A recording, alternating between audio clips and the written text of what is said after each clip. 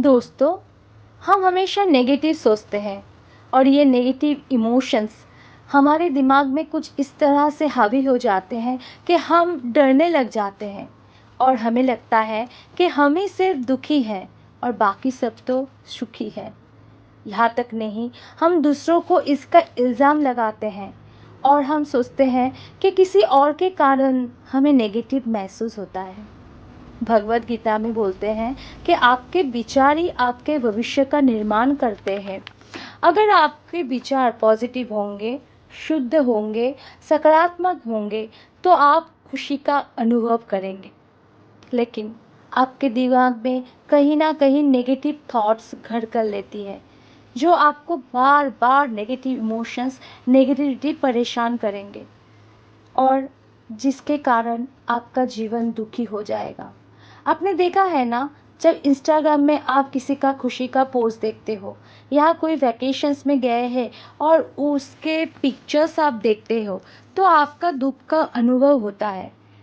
तो आपको लगता है कि बाकी सब तो सुखी है, खाली मैं ही परेशान हूँ, या मेरे जीवन ही रुका हुआ है, मेरी ग्रोथ रुकी हुई है, बाकी सब तो बहुत एंजॉय कर रहे हैं उनके जीवन में।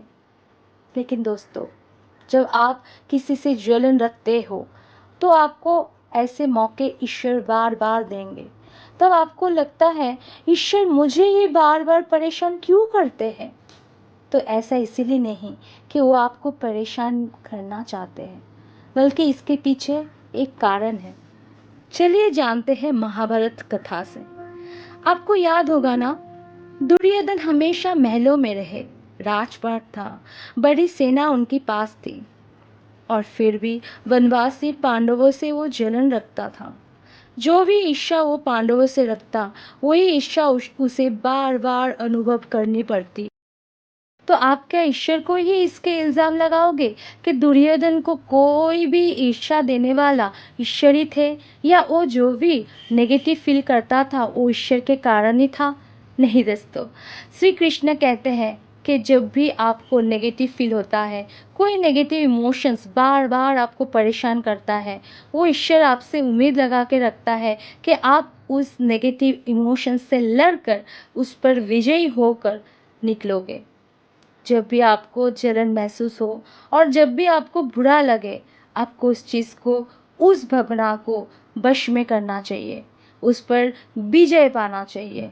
तभी आप पॉजिटिव एनर्जी को महसूस कर सकते हो और आपके जीवन में खुश हो सकते हो।